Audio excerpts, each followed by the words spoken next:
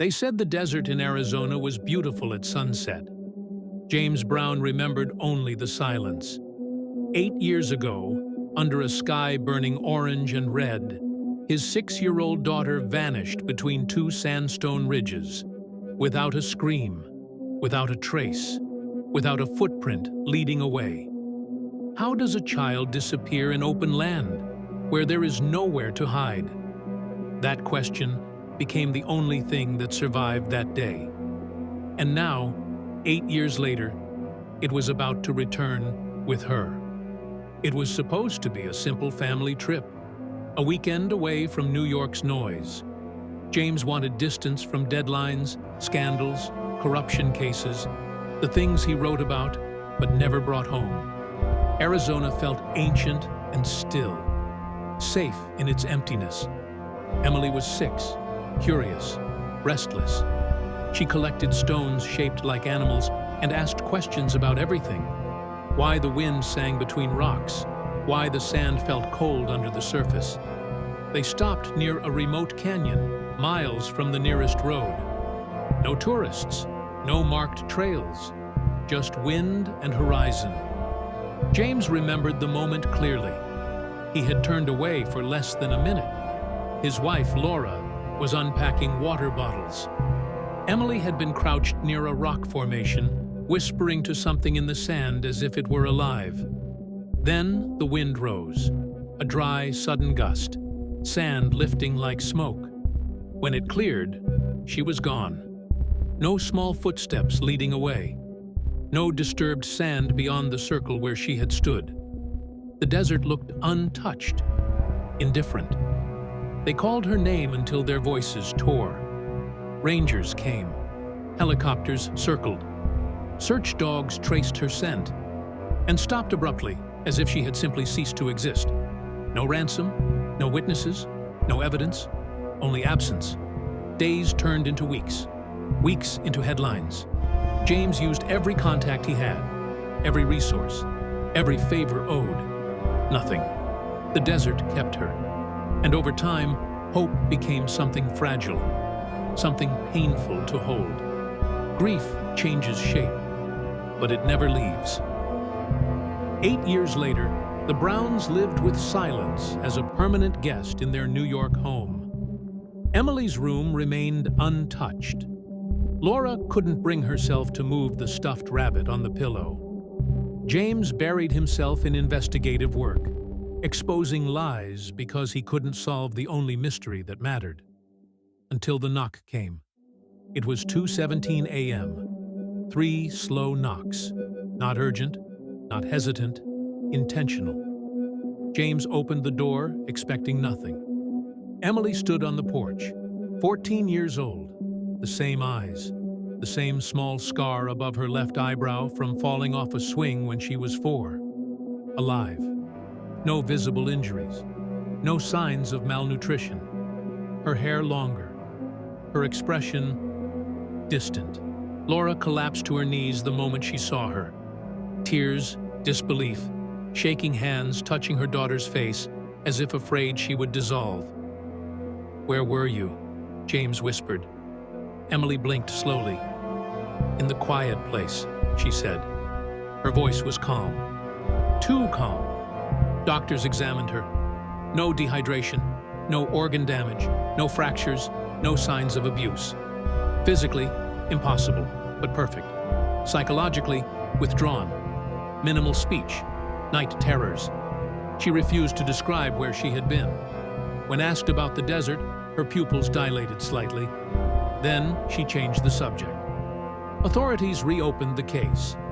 News exploded. Miracle Girl returns after 8 years. James wanted to believe it was exactly that, a miracle. But small details unsettled him. Emily no longer blinked often. She avoided mirrors. She slept with her door locked, from the inside.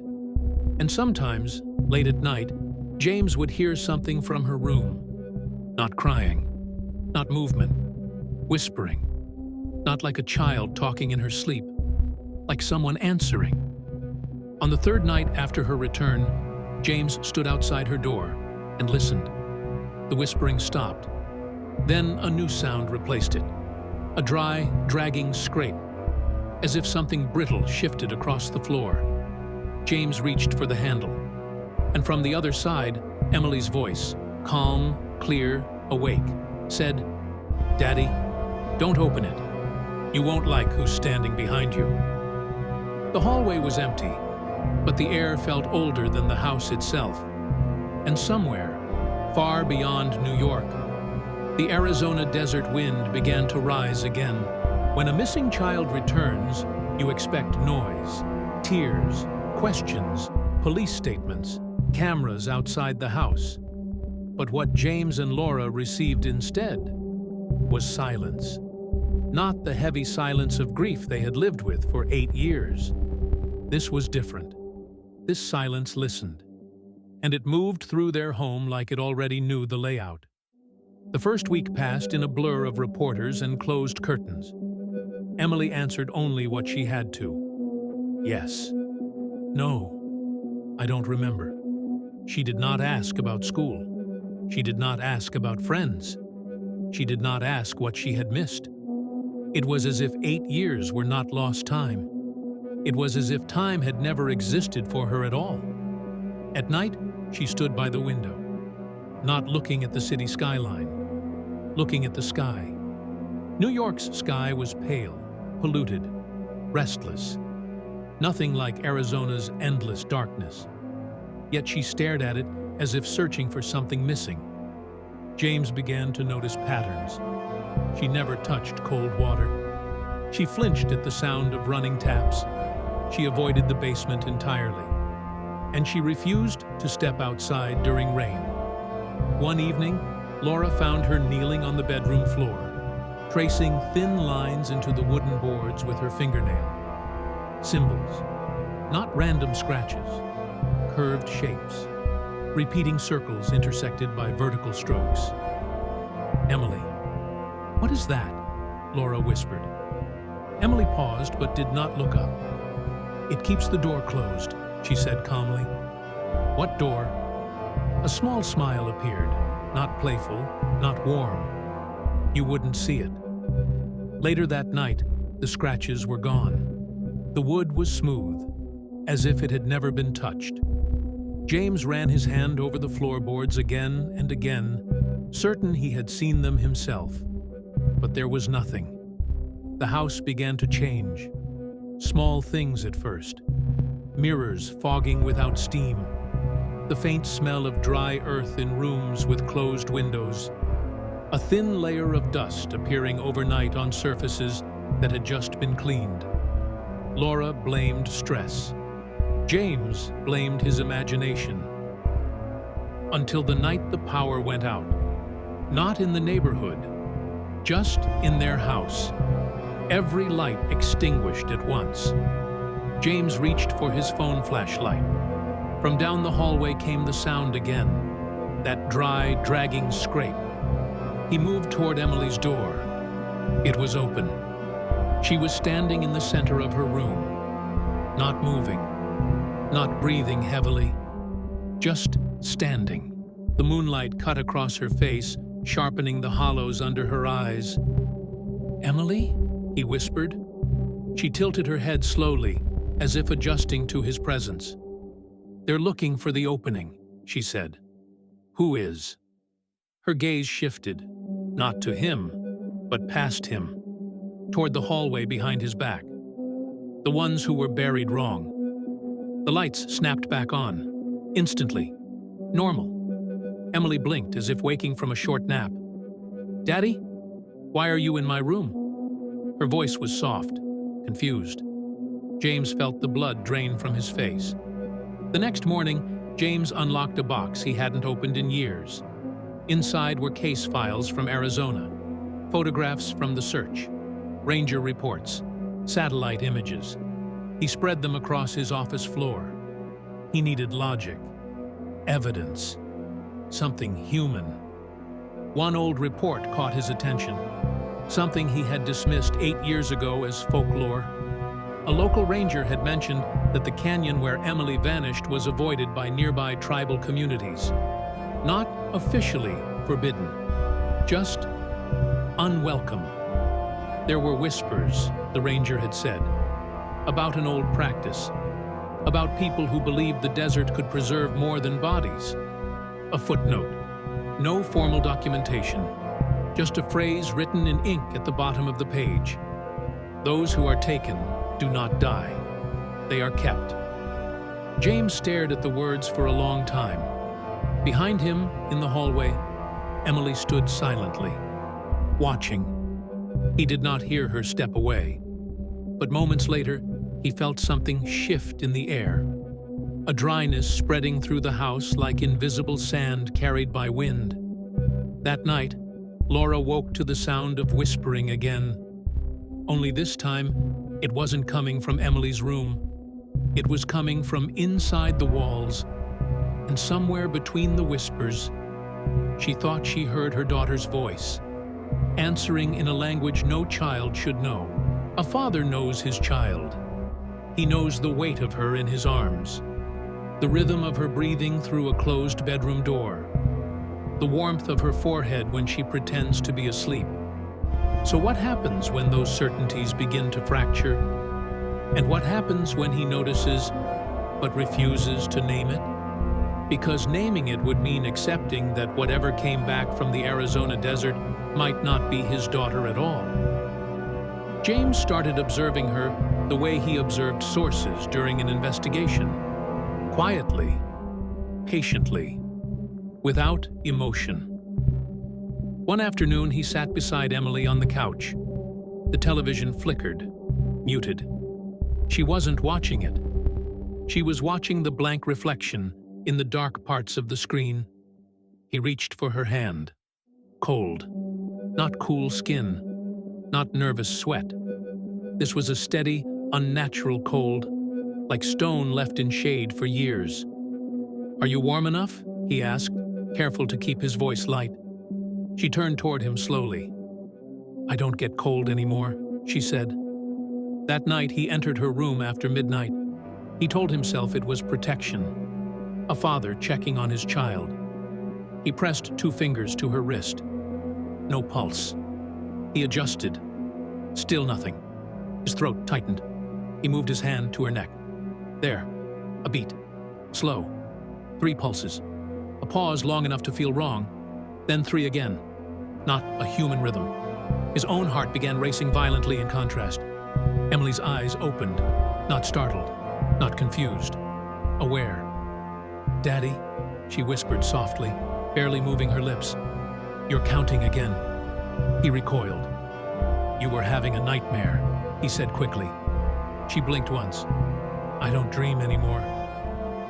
Days passed, and the small impossibilities multiplied. She barely ate. Plates returned untouched. She drank water, but the level in her glass never changed. She stood motionless for long stretches, as if waiting for instructions no one else could hear.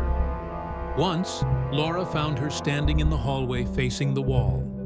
Just standing. Her fingers pressed lightly against the paint. "Emily?" Laura asked. No response. James approached slowly.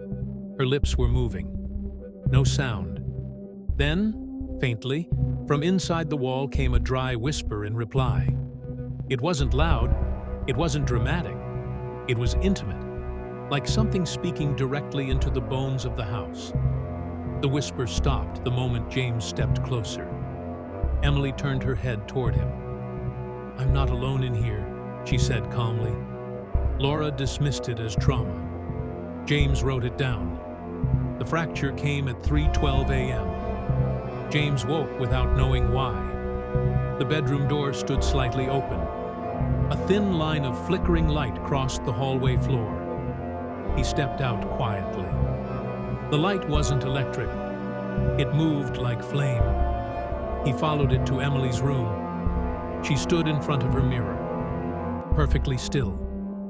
The light flickered around her like distant candle fire. James looked at the reflection, and his breath left him. The mirror did not show a 14-year-old girl. It showed a 6-year-old child. Short hair, yellow dress, dust on her knees.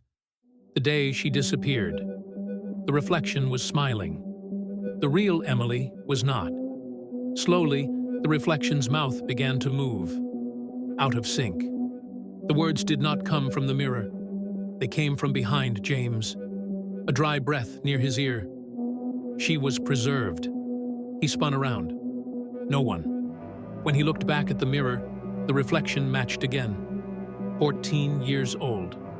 Still. Emily raised her hand and touched the glass. "They don't like being alone," she said softly. The flickering light vanished. Darkness swallowed the room. The next morning, James searched medical databases obsessively. Trauma responses, dissociative disorders, rare neurological syndromes. Every explanation felt thin, small, insufficient. He reopened the Arizona files. He reread the ranger's note. Those who are taken do not die. They are kept. Kept. Not rescued. Not lost. Kept. A pressure built behind his ribs as the thought formed fully for the first time. What if she wasn't missing for 8 years? What if she was being held? Not by someone, by something. Down the hallway, Emily stopped mid-step.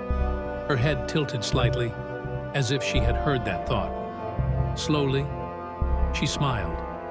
Not at him, at something standing just over his shoulder. And for the first time since her return, James felt certain of one thing. The desert hadn't given his daughter back. It had sent her home for a reason. And whatever that reason was, it was almost ready to reveal itself. Some places do not forget.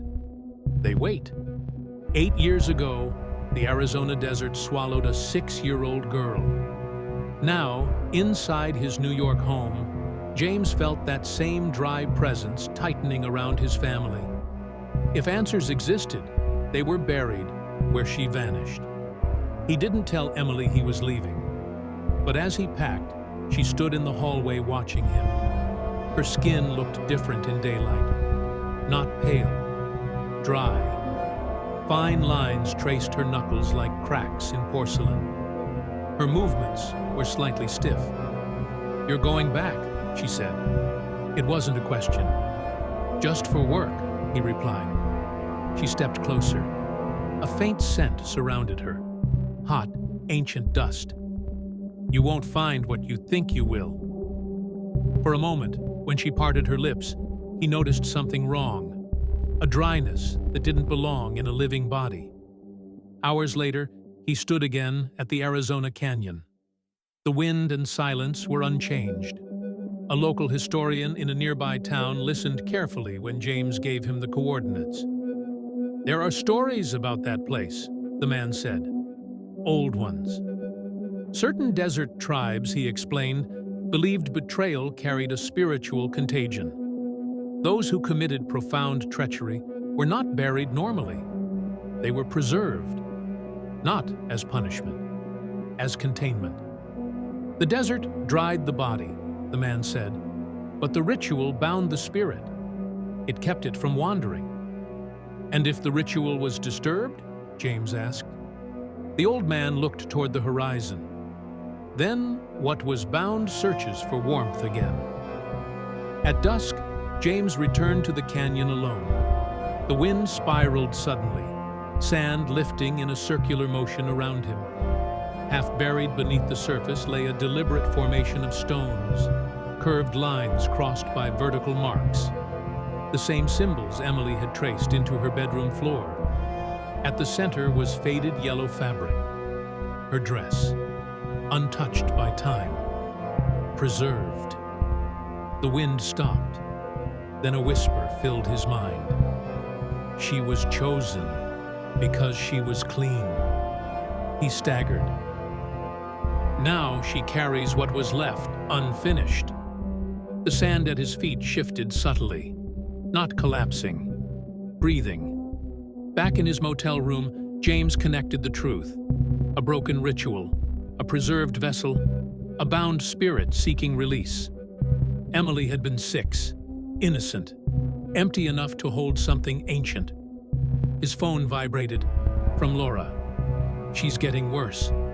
A photo followed. Emily standing in the living room, skin tightening along her jaw, fine cracks faintly visible at her temples, her eyes darker. Even the wall behind her showed thin fractures spreading outward. Another message arrived. Unknown number. A photo of James standing in the desert, taken from behind. The caption read, "You opened it." James slowly turned toward the motel window. The desert wind had risen again, and in the reflection of the glass behind him, he was not alone. James understood the truth on the flight back to New York. The desert had not returned his daughter. It had sent back a vessel.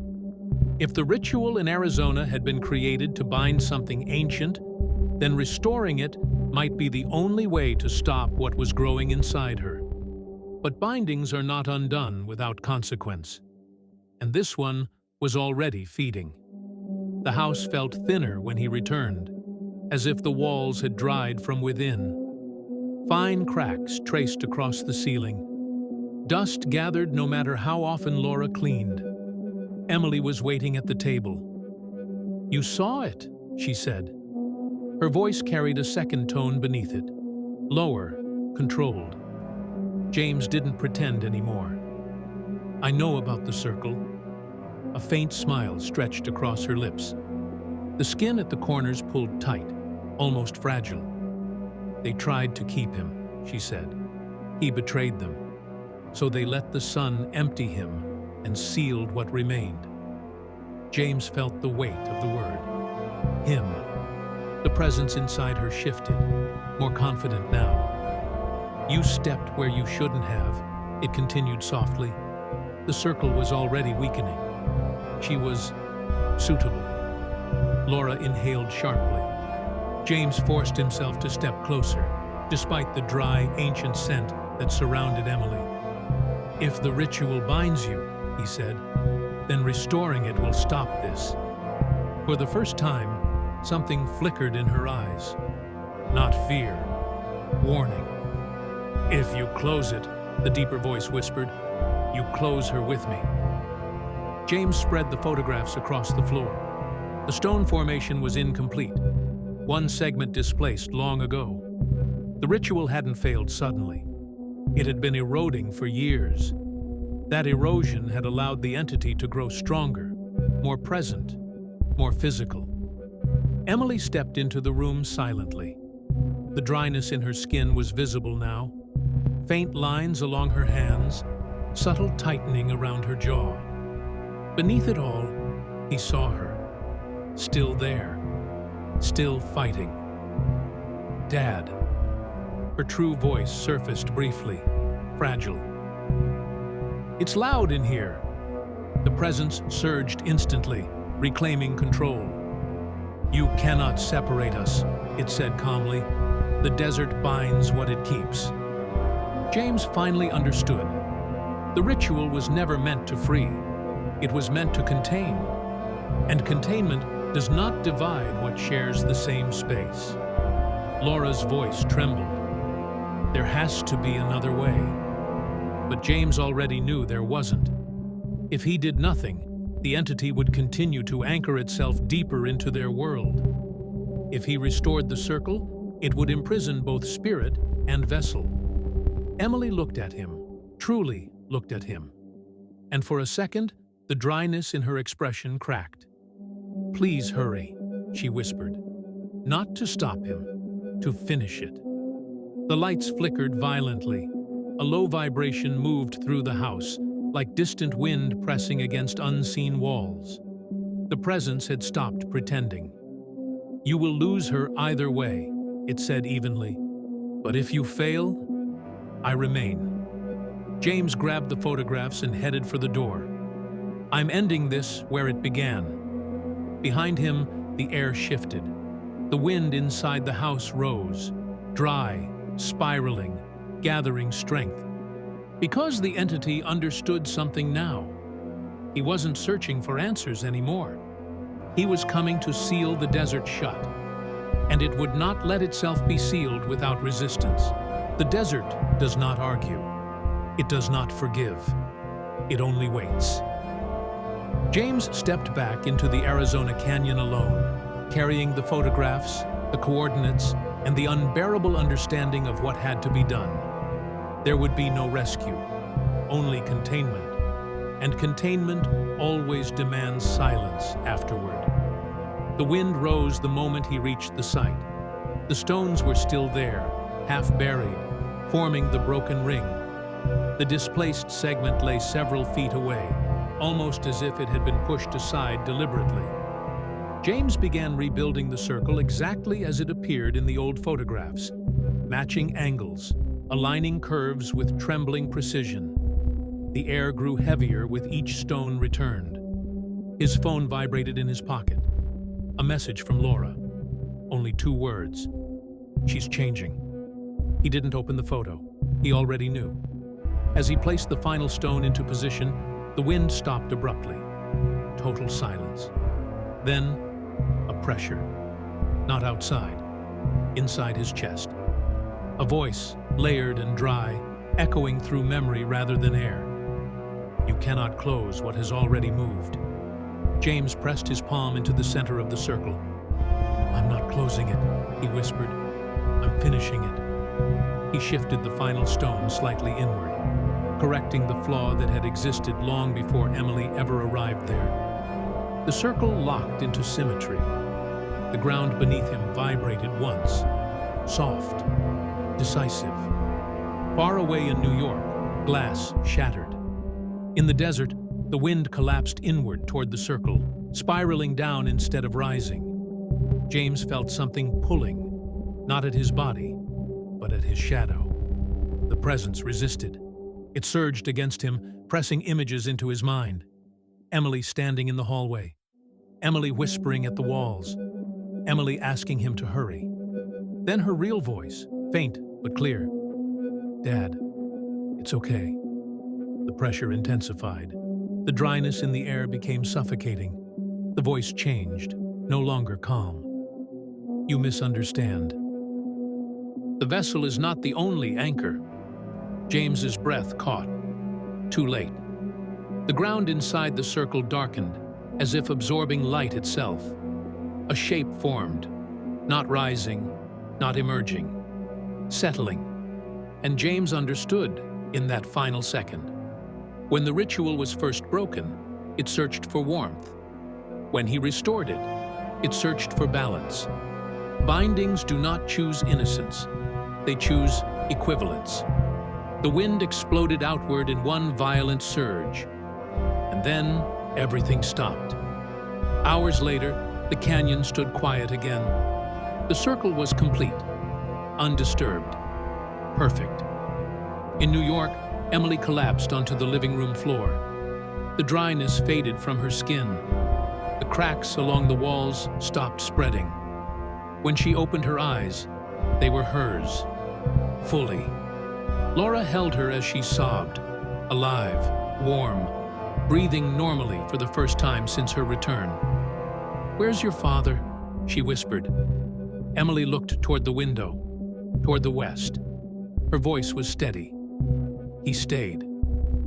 Days later, authorities found James's car near the canyon, but no footprints led away from the stone circle. Inside the completed ring, the sand was smoother than anywhere else, untouched by wind. And at its center, barely visible beneath the surface, lay something newly preserved. Not fabric, not bone, a shadow. Back in New York, Emily sometimes stands at the window at night, not afraid, just listening. Because when the desert wind rises across Arizona, she feels it faintly against her skin. Warm, balanced, contained.